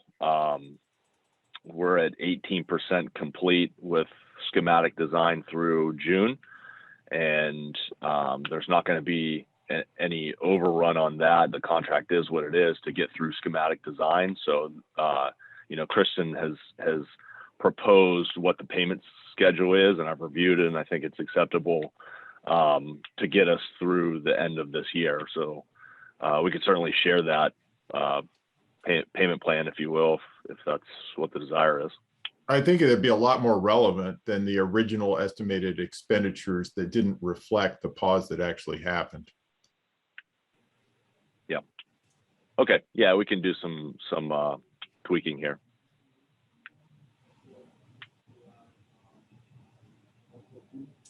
Great, thank you. Anything else on cash flow? Update? Nope. New business. The only thing I want to plant a seed on for me, my new business, is Lori alluded to it earlier, planting the seed of getting back to either a hybrid or in-person meeting. And I think we had talked about it in the context of a subcommittee, subcommittee meetings in August, and maybe that's a good first step. I think probably doing that next week. I don't know if logistically, if that's too soon to consider it. So maybe folks give it some thought. Comfort level, obviously, I think there's an opportunity to do hybrid for those who either need to from a location standpoint or a comfort standpoint. So Yeah, when I say in person, I'm meaning hybrid. We would always leave the Zoom available. Yeah, so I would encourage us to think about that, and maybe not next week's meeting, but meetings, subsequent meetings, consider doing that. So any other new business? Okay, if not, I will look for public comment. If anyone is with us today and has questions or comments, I would welcome them. If anyone's interested, I'll give it another minute. Okay, looks like everyone's just listening today, which is great, and we appreciate everyone's time doing that. So, all right, if there are no comments, public comments, then I would entertain a motion to adjourn. Before I do so, I've said it a couple times, but we do have a meeting next Thursday, August 8th, 7:30 a.m. I usually end up remembering after we vote to adjourn, and then so that's our next meeting. Okay. I think that's Any August motion? 5th, right, Dawn? August 5th. Did I say something different? Yeah, I think you said. It's lack of sleep. I'm sorry. Unless I misheard. That's August 5th. A week from today, August 5th. Actually, can Thank I you, just Heather. confirm then after that, we have the next one after that, we do not have the 19th, but we do have the 26th. Is that correct?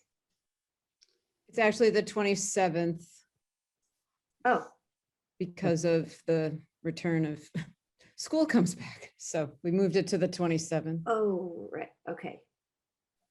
Okay, but not the 19th. not the 19th. Okay. Oh, good to yeah. know. Okay, thank you. It's Friday morning. Okay. All right, good. Thanks for that reminder, Heather. Okay. Any motions to adjourn? Sure, I move to adjourn. I was gonna say everyone wants to hang out today. Thank you, Heather. I second. Thank you. Looks like Matt lit up, so let's give it to I Matt. think Thank you. We that have Matt seconded regardless of who. pick a Matt, any Matt. All right, great. Thank you, guys. Okay, let me do a roll call. I assume there's no discussion. Jared. Yes. Thank you, Jared. Matt Johnson. Yes. Lori Hunter. Yes, Justin Cameron. he had to go. Oh, he had to leave. Okay, John Harris. Yes. Thank you, John. Russ Hughes. Yes. Thank you, Heather Bout. Yes. Thank you, Heather. I saw Frank pop on. Hi, Frank. I meant to acknowledge you and lost track. I see you waving. I assume that's a yes, Frank, to adjourn. Chris Popoff. Yes. Thank you, Chris. Charlie Parker. Yes. The other Matt Root. Yes. Thank you, Matt. Pat had to leave us, and I'm a yes. So thank you, everyone, for your time. Very good discussion today. So I Thank think you, we're in a Dawn. good place. And thank you. We'll see you next week, everyone. Bye, everyone. Bye. Bye.